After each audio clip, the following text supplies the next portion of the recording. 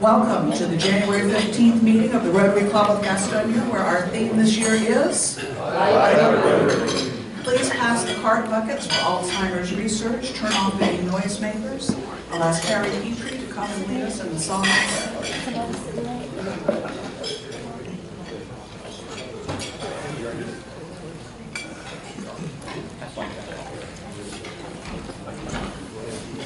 Good afternoon. Good afternoon. In order for us to get along together better, we're going to sing number 19, the Get Together song. Let's all stand.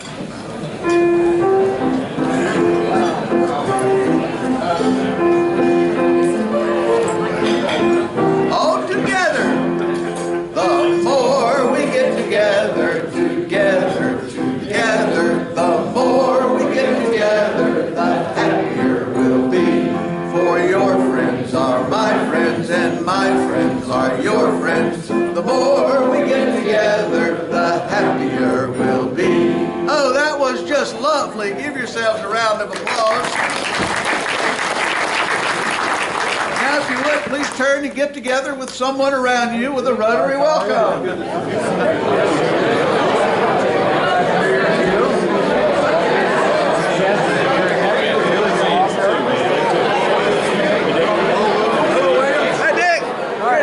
No, I didn't get your newsletter.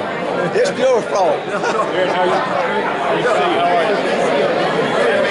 Yeah, I looked at my what do you call it, trash file or dirty mail. Not sending it. Well, you should have got it last Thursday. Okay. Back to the ball.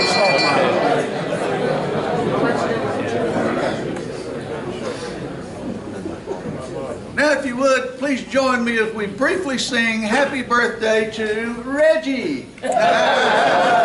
Happy birthday to you. Happy birthday to you. Happy birthday, dear Reggie. Happy birthday to you. Happy birthday.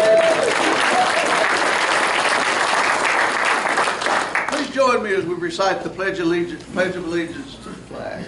I pledge allegiance to the flag of the United States of America and to the republic for which it stands, one nation under God, indivisible, with liberty and justice for all. Thank you, Harry. David Christie has our invocation. Let us pray. God, in this season of the new year, as we consider all of the possibilities, we thank you for the possibilities that you bring through Rotary. Thank you for this gift of being able to serve in this club with this outreach locally and around the world. We ask your blessing upon the work of Rotary in this year, and thank you for the gift of this food to enable us to do it. We give you thanks for your love, and it's in that love that we pray. Amen. Amen. The birthday boy has health and happiness.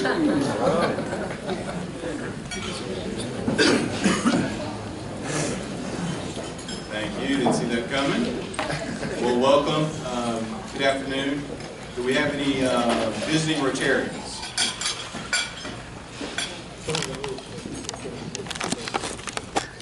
All right. How about guest Rotarians? Okay. All right. There we go. Go ahead, Mo. Let me introduce him. I didn't think he needed an introduction, but obviously he's not as popular as I am. This is my high school friend who resides in London, and he's visiting me. And his name is Desmond Gatterson. We go back 60 years as friends.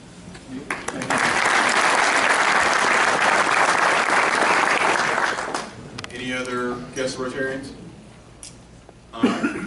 Well, moving on to health issues. I see Max Irwin has joined us again. Welcome back.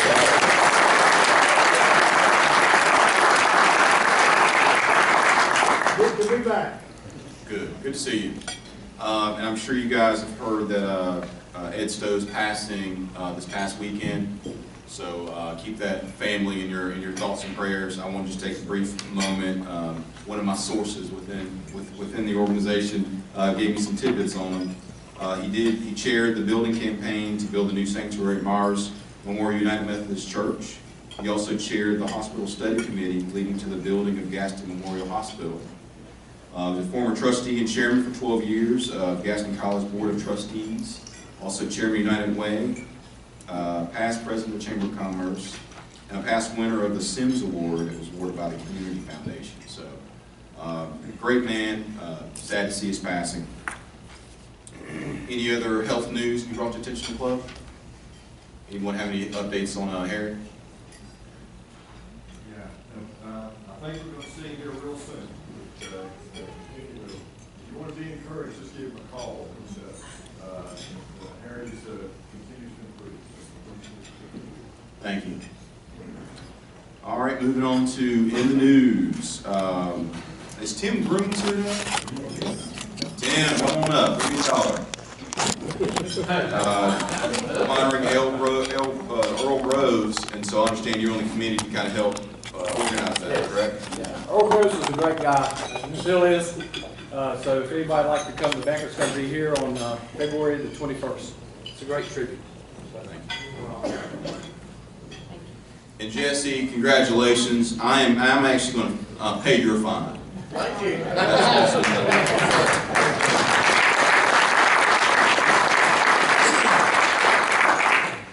Is the mayor here today? John here? All right, we'll get you next time. Ernest Sumner, I think he was quoted in the Community Foundation on scholarships. He's back here. Oh yeah, bring your money up.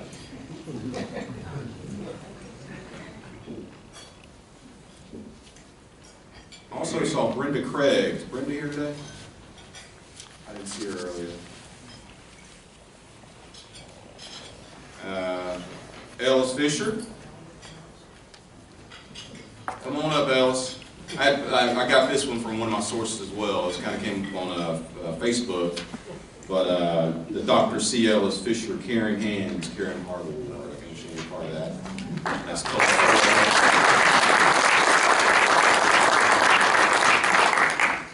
And I was just thumbing through, thank you Mo, just thumbing through latest edition of his magazine. I think we have Don Warren pictured in here.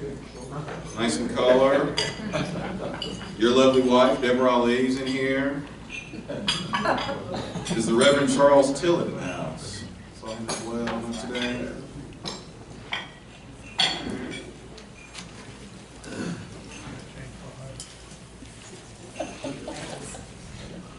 Okay, let's move on to Happy Dollars. Come on. This is not a happy dollar, it's a tribute dollar, and I didn't realize that we'd be talking about Ed Stowe today, but I want to make a donation, a $100 donation to the Rotary Foundation in honor of Ed. And despite all these things that you've heard about, Ed, first he was a member of the famous class of 1924, for we have some of those members in our club, but Ed had three children. His daughter, Stacy, and he had two young sons, both of which had severe mental disabilities. And Ed went to work to create a better facility in western North Carolina to serve these children and their families. And at the time, he needed some help out of the state legislature, and Carl Stewart was chairman of the Appropriations Committee in the House of Representatives, and he got Ed the money. And the hospital was built, and Ed went on to support that for the rest of his life. So here's a $100 donation to those guys.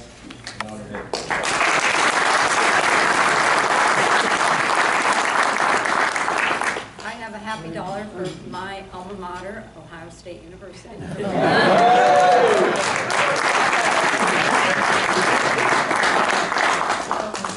This my alma mater is, and I want to congratulate the state. I would look back there, Skip, you got that size, triple XL, okay, but congratulations, but you know you want to schedule state after they play Duke or Carolina, particularly if you know they're going to win.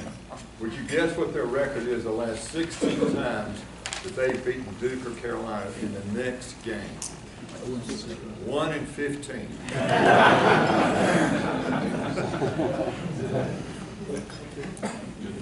Also have an Ed Stowe story.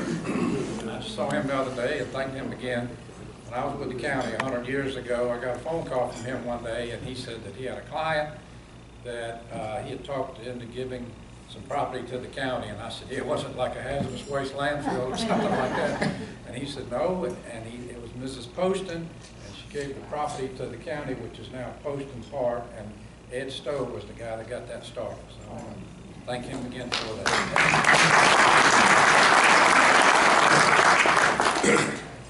Reggie, I'm going to put in some happy dollars. A bit of an announcement to make, sort of self-serving as well, but a lot of people have been asking what I'm doing lately, and I feel like I'm a little bit of a wily coyote who just ran over the ledge, but I still have my fingers in the cracks. In addition to my business, I've now opened up an additional business so that I could serve one of my clients. Some of you know that the C.W. Smith family renovated and built the Ashley Arms apartment and Rotary restaurant. I've been working with them for a couple of years, and the family asked me to start running Rotary restaurant, and I thought about it for 2 seconds and said yes. So I'm inviting all of you out to lunch.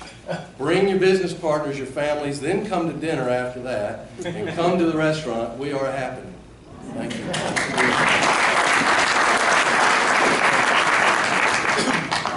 I have a quick happy dollar. I was trying to pull my mind back together after the holidays and I completely forgot last week that my husband and I celebrated 16 years of wedding. Well,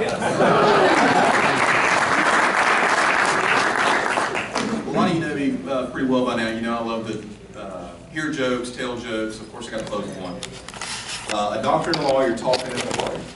The conversation is constantly interrupted by people describing their ailments and asking the doctor for free medical advice. I've done that before too. After an hour of this, the annoyed doctor asks the lawyer, "What do you do to stop people from asking you for legal advice when you're outside the office?" "I give it to them," replies the lawyer, "and then I send them a bill." The doctor is shocked, but agrees to give it a try. The next day, still feeling slightly guilty, it's kind of a little overkill, the doctor prepares the bills. When he goes to place them in his mailbox, he finds a bill from the lawyer. A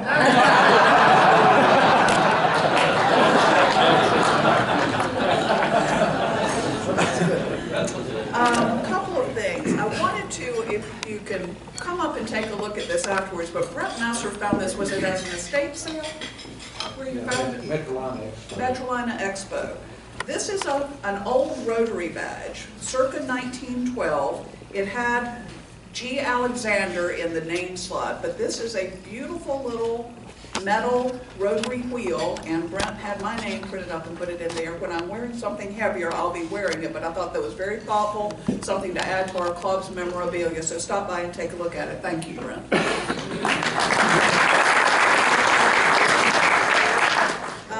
Charlie Penninger, would you have a couple of announcements about RLI?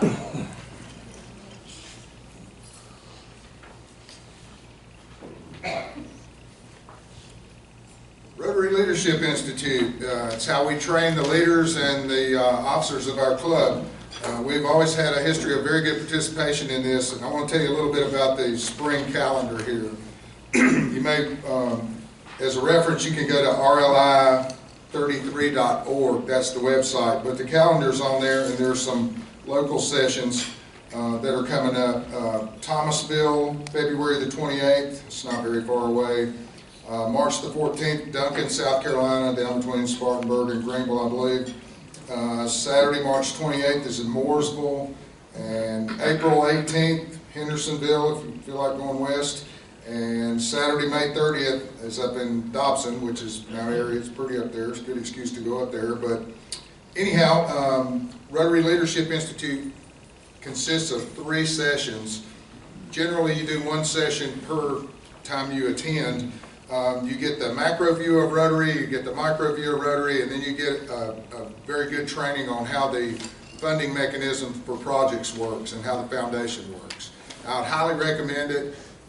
It's very enjoyable, very informative, and will really help you position you to be a leader in the club. If you have any questions, please see me.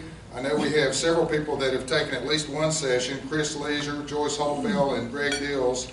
And I'd like to get y'all signed up to do the other ones. And Cheryl Rhodes recently graduated from RLI, so she has that pin now.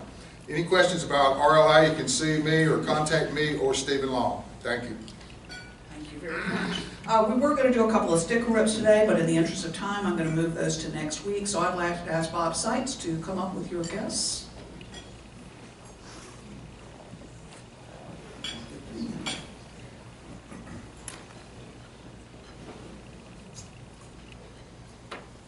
I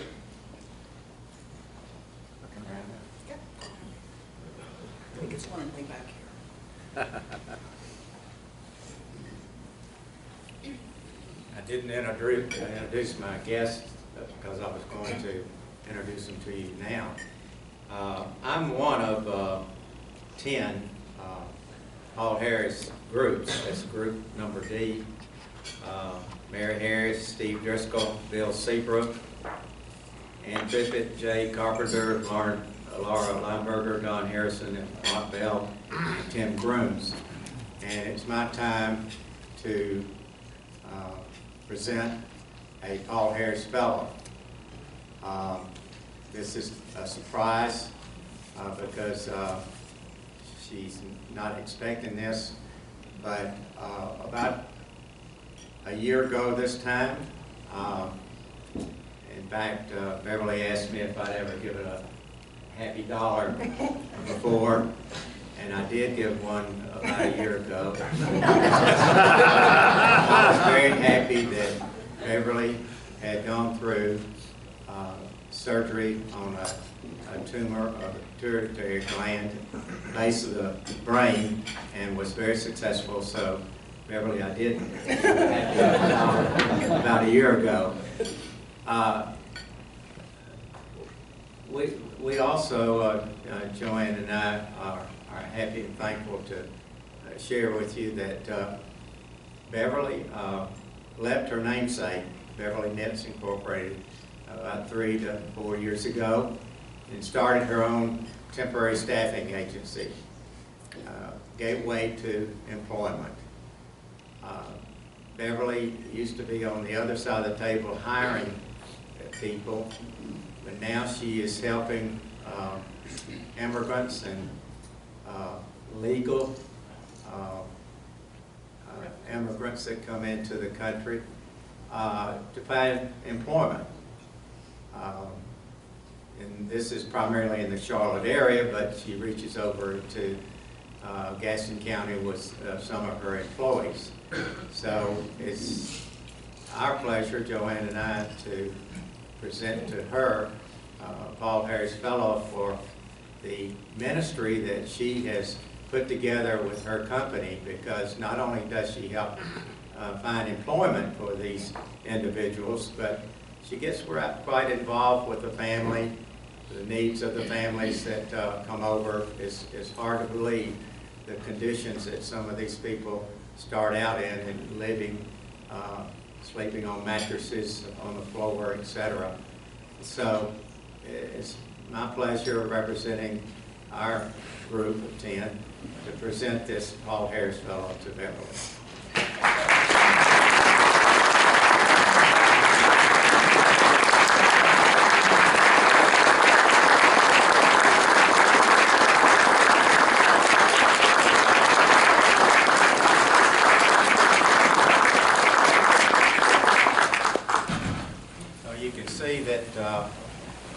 It was a surprise for Beverly. But I got another surprise here. In order to get Beverly here today, I invested in another Paul Harris Fellow, Joanne, and this, I gave her a Paul Harris Fellow back when I was president of the club, and this will be her second one that I've given to her. And it's really special because next month, February the 15th on Valentine's, we'll be celebrating our 57th anniversary. So.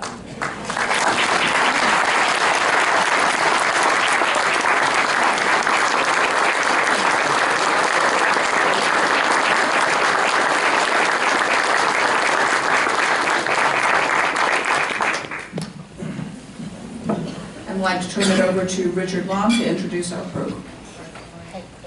Thank you, Madam President. On behalf of Caromont Health, it's my pleasure to introduce Mr. Rick Barterison. Rick joined Caromont in 2010, and he's currently serving as the director of our oncology and women's service lines. And Rick's done a tremendous job with our cancer center and that body of work, so we're very excited that he's here today to share what's going on in that department. And Rick, if you would join us, we're glad to have you. Thank you, sir. I'd like to thank E.F. Beasley for facilitating the planning of this, and on behalf of the Caromont Cancer Program for the invitation to be here today. I would like to take a couple of minutes prior to the actual startup of the presentation today to talk to you a little bit about our cancer program, because we are passionate about our cancer program. And of course, one of the members, Dr. Stephen Yates, is our physician administrator for our oncology service line. But I feel compelled to share with you the fact that you need to know that you, have a nationally distinguished oncology program at Caromont Regional Medical Center. And if you didn't know that already, you need to know that. We have a team of board-certified physicians and professionals from RNs and counselors and physicists and everybody else who've devoted their lives to treating this disease. I meant to start out also by saying, where's the Buckeye in the room, by the way? Congratulations, I am from Michigan, and I was torn between rooting for you and not rooting for you. But I went for you because I got to go for the Big Ten, so congratulations. We have a guy named Harbaugh coming to Ann Arbor next year, so hopefully things are going to go in the other direction a little bit. I always like to do a fun thing at the beginning of talks and presentations, and so in keeping with that, I want to challenge you to two questions. On an annual basis, our cancer program diagnoses a whole bunch of people with cancer, a variety of types of cancer. By show of hands, and we'll do this the fairest way we can, how many people a year do you think we, the hospital, diagnose with a new cancer every 12 months? Raise your hand. And whoever gets closest gets one of our cancer center t-shirts. How many people per year get diagnosed with a new cancer? What do you think? Take a stab. How much? 1,000. All right, good guess. We'll take two more guesses. 850. 850? 1,200. 11,000. 1,100. She wins. Caromont Cancer Center. On an annual basis, 1,100 people a year, principally in Gaston County, get diagnosed with cancer. Next question. Of all those people that get diagnosed, and there's a variety of different types of cancers, of course, it's not just one disease, what do you think is the number one type of cancer we diagnose annually? Show of hands. Yes, ma'am. You win. It is breast cancer. About 235 people a year get diagnosed with breast cancer, which fits perfectly into the topic today that we're going to address in just a second. Give that to her when she comes up. Tell me to come get your shirt. Absolutely, come get your shirt.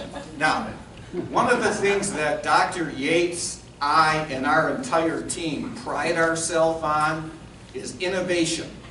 And we are constantly looking to improve the services we provide, the access, the technology, and everything else.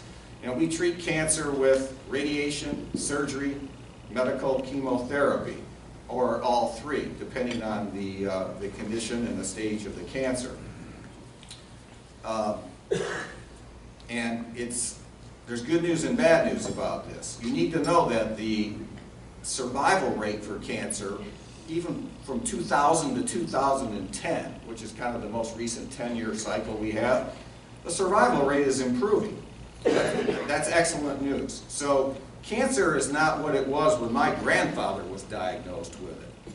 Cancer today is a chronic disease, but it's a disease that physicians like Dr. Yates and our other oncologists and surgeons are able to detect at a molecular level now. And so targeting the cancer is mission critical. And at Caromont, we are now taking steps to be able to target cancers individually to improve outcomes and quality of life. So no two cancers are alike. And so in keeping with the goal of being able to target cancer more precisely, we have developed a program at Caromont in the last year that we are very, very excited about, and which is the topic of the presentation today, namely a genetic counseling and a genetic testing service added to our program.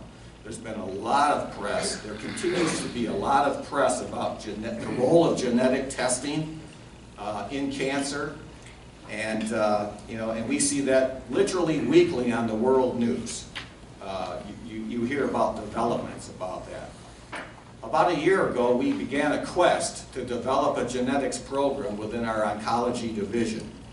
And we were very, very fortunate to be able to recruit this young lady sitting to the left of Richard, Ashley Migliero, joined our team about 7 months ago.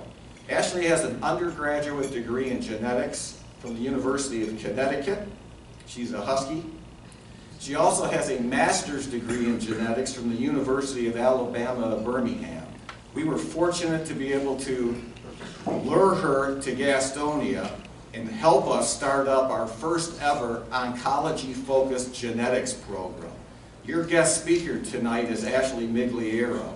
Ashley has proven to become a rock star within our cancer program right now, and I think you're going to greatly benefit today from what she has to say about the role of genetic counseling and genetic testing in both the cancer patient population and the unaffected population, those not already diagnosed with cancer. So Ashley, welcome. Thank you for being here. Thanks for having us.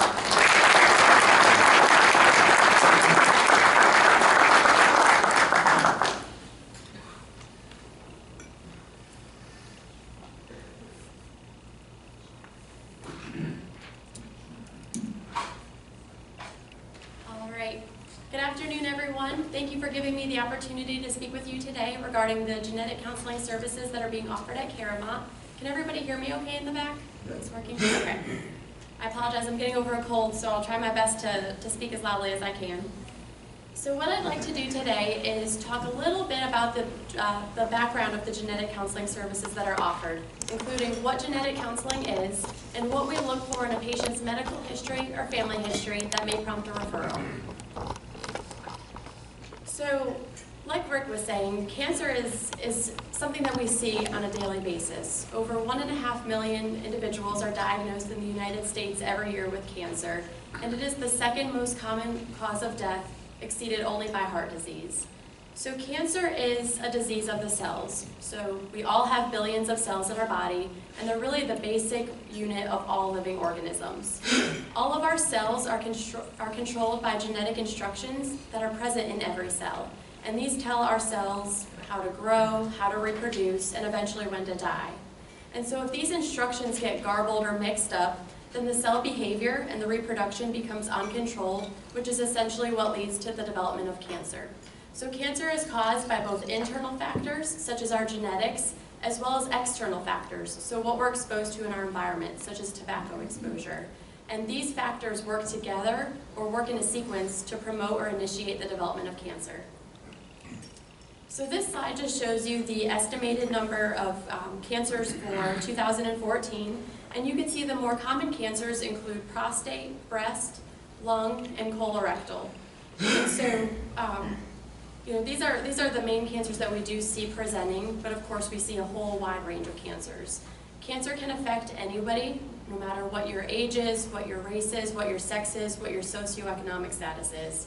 But who is at a high risk for hereditary cancer? So hereditary cancers are the ones that are passed on in families, and these actually only account for a small portion of all of the cancers that are diagnosed. So when we look at all of the cancers that are diagnosed every year, they fall into three main categories: sporadic, familial, and hereditary. Sporadic are the vast majority of cancers. So this is when a cancer occurs by chance. We all have some sort of background risk to develop a sporadic cancer throughout our lifetime. So this is a woman who presents with breast cancer at 59, or a man who presents with prostate cancer at 61. Without a family history, these are likely to be sporadic cancers. About 15 to 20% of all cancer is familial, which means we'll see multiple family members with the same type of cancer, but we can't find a genetic change that's actually causing those cancers to occur. So we know for those that it's some of that shared genetics as well as some of the shared environment. So being exposed to some of the same environmental risk factors over time, a lot of which we still don't even know at this time. So this would be a patient who's diagnosed with breast cancer and then maybe has an aunt or a grandmother also with breast cancer. So in the absence of any other family history, we're really unlikely to find a genetic cause to those cancers. And about 5 to 10% of all cancer is considered hereditary, which means we can find a change, we see it being tracked on from one generation to the next, we know other family members have an increased risk to develop cancer, and so that's where my talk will focus on today. So this slide just shows you the genetics of cancer. So in order to develop a tumor, you usually need to develop 2 hits or 2 changes within a gene. And so the first line just shows you what a sporadic cancer looks like. So if you look at that top row, you can see that at birth, the person has 2 genes. So one gene is from mom, one gene is from dad. There's no changes or mutations on those genes. They work exactly like they should. But with sporadic cancers, they acquire those genetic changes over time.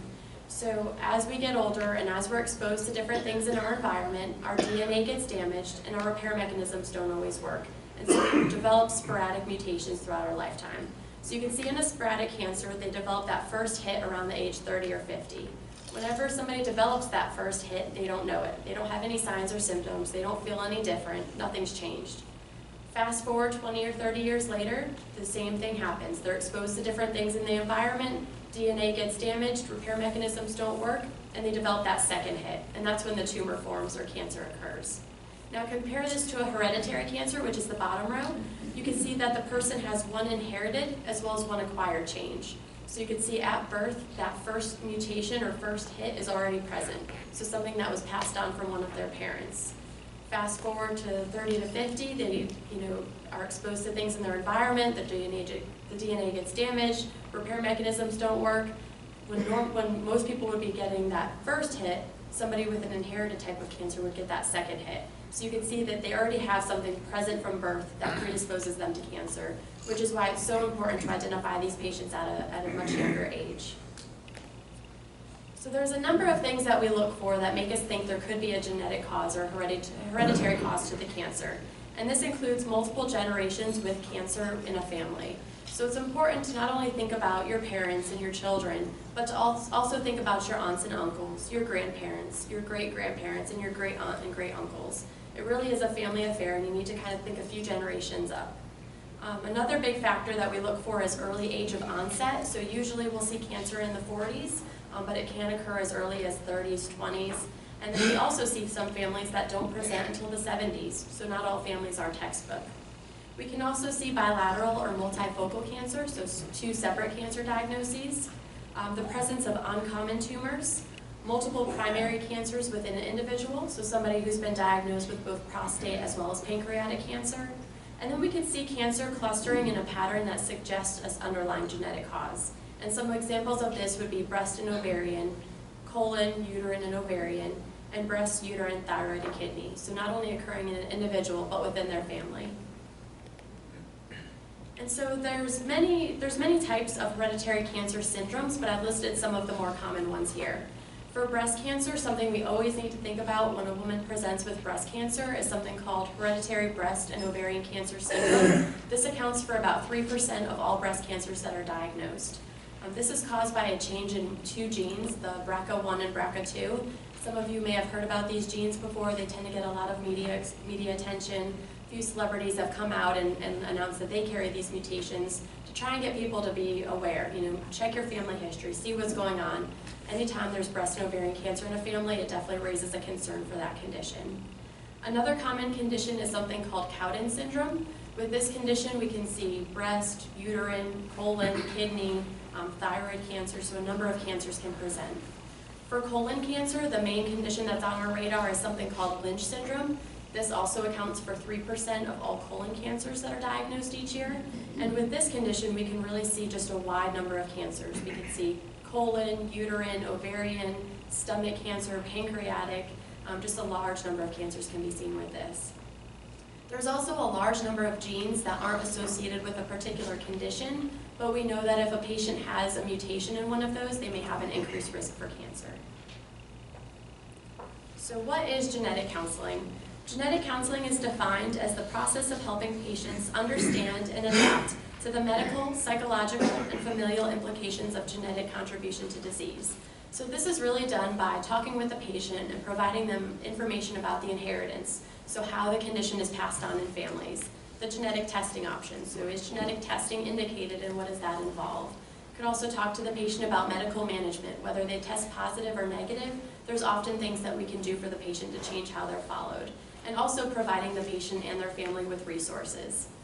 It's used to identify individuals who are at an increased risk of cancer to promote awareness, so making sure that they're aware that they do have these cancers in their family and they have a higher risk, so it is important for them to go and have a mammogram every year.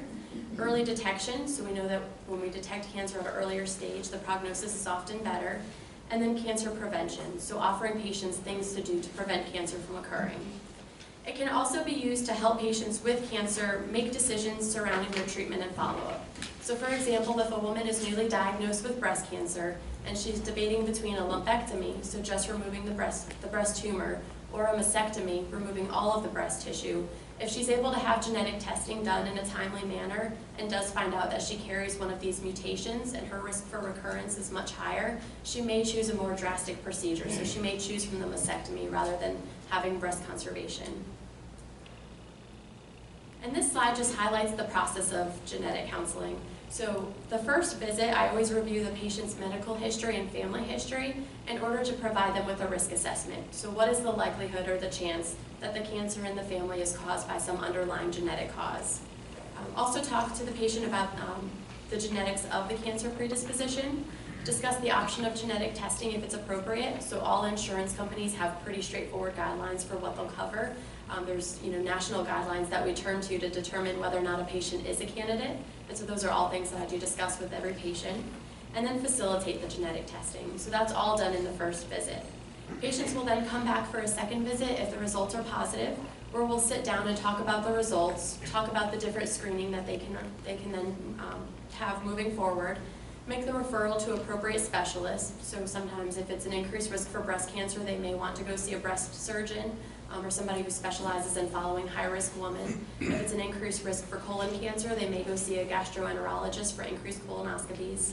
And then really just provide the patient and their family with resources and support. So trying to see what does the patient need to understand and cope with this, cope with the positive test results.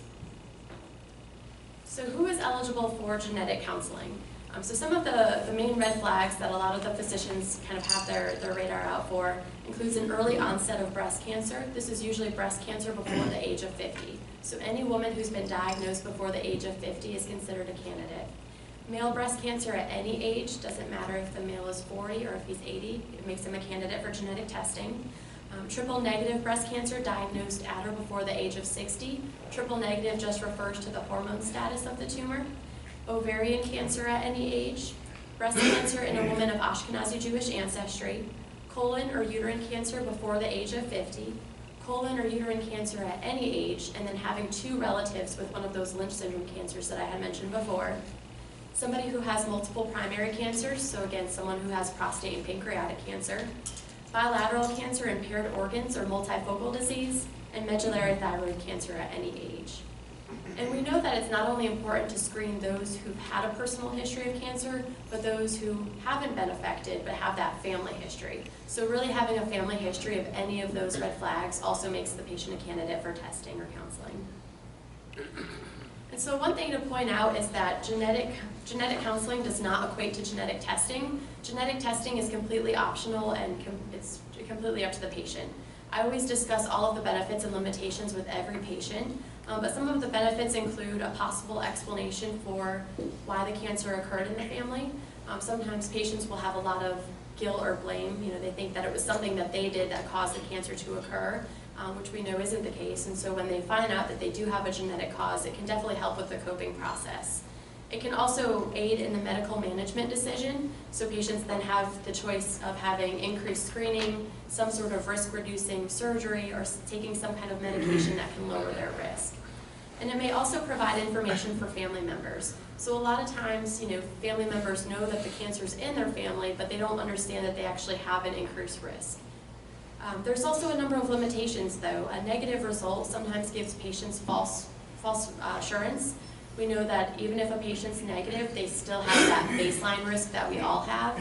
And if they do have that strong family history, we can't take that away, so they sometimes do still have an increased risk. Testing may not be able to detect all changes just based on our current technology limitations. And then every once in a while, we find something called a variant of uncertain significance, especially since 5 years ago, genetic testing had a much different approach. We used to have to know exactly what gene we wanted to test the patient for. So if it was breast cancer, we're only going to look at these 2 genes. If it's colon cancer, we're only going to look at these genes. But now a lot of the labs have come out with these large panels that screens for multiple cancers at once. Well, when you start looking at more DNA or more genes, you're going to find more uncertainty. So we do start to find these variants of uncertain significance, which means the lab found a change in a gene, but we don't have enough data to really say if it is associated with cancer. Whenever we get one of these variants, we never change the patient's medical management, and that could be difficult for some patients. They have this finding, they need to do something about it, but it's really not indicated, and that could be a little bit of a tough thing to explain and for the patient to deal with. So this slide just shows you how a patient's medical management can change if they're found to carry one of the breast cancer genes, and you can see that mammograms or breast MRIs actually begin at the age of 25. So for women who have an increased risk, they could start screening at a much younger age. Compare this to the general population. Women don't begin having screening until having mammograms until the age of 40, and breast MRIs are not an imaging tool that's used in women who are of average risk. And then this just shows you that there's a number of options that are available to patients that do come back positive, and we see good outcomes with whatever route a patient does choose. So we know, for example, in a woman who tests positive for one of those high-risk breast and ovarian cancer genes, that if they take birth control pills for at least 5 years, they can actually cut their risk by 60%. If they were to choose from a medication such as tamoxifen, they can cut their risk of breast cancer by about 50%. And then having a mastectomy or having the breast tissue removed before cancer occurs can reduce the risk of breast cancer upwards of 90%. And so in order to get patients referred for genetic counseling, it's really done in 2 ways. Most patients that come through do have a physician referral. So there's a number of physicians at Caromont who are screening their patients. Our OBGYNs are really great about screening the patients. Medical oncologists, our breast surgeons, the rad oncs, pretty much all the physicians are on board. We're starting to get primary care physicians asking these questions and making sure that there's red flags that are, if there are red flags that the patient's getting over. Patients can also self-refer. If a patient does hear about genetics or wants to know if they have an increased risk and this is something they should be considering, they could either contact myself directly or contact centralized scheduling to make an appointment and to meet with me. Right now, genetic counseling is being offered free of charge. It's a value-added benefit of the Cancer Center, but the cost of genetic testing really depends on the patient's insurance. Most insurance companies, again, have pretty straightforward guidelines for what they'll cover. If the patient meets it, they've been really good about covering. A few years ago, this wasn't the case, so we're seeing a lot of improvement in getting these tests covered. There's also a lot of labs that are competing with one another now, so that's always an option, is to explore other labs to try and get the patient who may have some financial barriers the best option. And here are just some other resources in case you wanted to learn any additional information. And at this time, I could take any questions. Yes. Would a blood sample from a newborn baby provide any prediction of the future? Tough question. So there are some genetic tests that are done where, but there has to be an indication for it. So a lot of times if you see a newborn or a child with developmental delay or cognitive impairment, sometimes there's a test called whole exome sequencing that's done that kind of looks at the entire genetic material to see if there's any markers, and it's a huge ethical debate because we do find out that some of those newborns or some of those young children have an increased risk of cancer. They're called incidental findings. It's not routinely done unless there is an indication, and all other tests have kind of shown no answers for the family. But right now it's not just offered as, for newborns or children without any indication for that. For most genetic testing for cancer syndromes, we won't test until the individual is at least 18, just so they can make an autonomous decision. And really the screening doesn't change until they're 25, so 18 is kind of the lowest that we'll start testing most people for, unless there's known to be cancer risks in childhood. Okay, 2 questions. One is, if a person is eligible for the genetic testing, I'm assuming you do this for the benefit of your children. That being the case, would a couple be tested then, or just the one individual? Just the one individual. So if the individual's coming because they have a personal history of cancer, they've got a strong family history, they want to know, well, what about my children? It would just be the one who has that family history for a number of reasons. A lot of these genes are fairly rare. If there's no cancer in the family, then it's highly unlikely. We say if there's no cancer in the family, the chance to have one of those high-risk breast cancer genes is about 1 in 800. So very low chance, so having this expensive test done wouldn't really be indicated. But if there is that family history, then the risk becomes 1 in 10 of having a mutation. So usually we'll just do one unless the other side of the family is also. The other question is, does the genetic testing show risk for other kinds of disease besides cancer? No. Just cancer, kind of getting back to the test that I was explaining to him, there's other testing that is available, but it's very new, it's very expensive, and it's not done on a routine basis. But I think as time goes on, like right now to have the whole exome test done can be about $15,000 to $20,000, and insurance companies don't cover it. But I think, 10 years from now, this conversation is going to be much different, and that's going to be more of the mainstream approach of screening patients for just a number of common conditions or different conditions we could see or diseases we could see. If you were charging for this today, what would it cost? For the genetic counseling visit? And test? Oh, for the test? It ranges. There's some labs, so if there is a mutation in the family, we have already identified what it is, then the test is about $475, but to do one of those larger panels, it can range from $2,000 to $4,000. But again, most insurance companies, they do cover the cost of the test. How far back in family history should you go as far as finding or having a danger signal?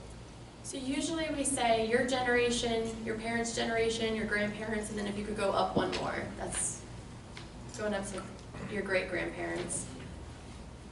What provisions are in place now for protection of the privacy of the genetic information? Sure. So there was a law that was put in place in 2008 called the Genetic Information Non-Discrimination Act. And it basically says that your health insurance can't use a positive genetic test result to drop you from your coverage, change your copays, your premiums, your deductibles, and it also protects you from employment. So your employer can't fire you or demote you for a positive test result. Right now, there's no protection against life insurance and disability. I've never seen a patient get denied any of those. If they already have them in place, they're fine, but it's just down the road. There's no protection, so we don't know what could happen. But as of right now, nobody's gotten denied or have had higher prices for any of those additional insurances. We were looking at some of the more common cancers. Do you also track things like bone cancer and breast to bone or breast to brain or some other types of relationships there? Or is it just basically these ones you showed us? So the main cancers that we know has a strong genetic cause is ovarian, breast, colon, and uterine, pancreatic, and melanoma as well. So those are kind of the 6 core cancers that most patients are referred for. A lot of these conditions, though, we're learning that there are other cancer risks. So for example, the Lynch syndrome, we know that it causes mainly colon cancer, uterine, gastric, ovarian, but it can also cause some brain tumors. So usually it's not just brain cancer or brain tumor in the family or just bone cancer, but if there's other cancers, then we start to think of a certain gene.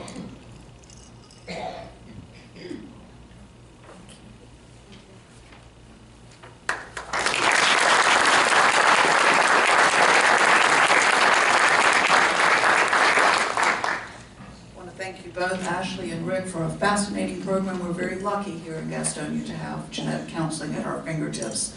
I'm sure there are a lot of larger communities who can't boast that. Congratulations again to Beverly and Joanne. Your receipt of the Paul Harris Award means that Bob thinks both of you are shining examples of service above self. And I'd like to ask you guys to go ahead and go into the back of the room so people can congratulate you on their way out. Very well deserved. Thank you to all of our visitors and guests. We are glad to have you. Please come back anytime. You'll stand, we'll adjourn with the four-way test of the things we think, say, and do. Is it the truth?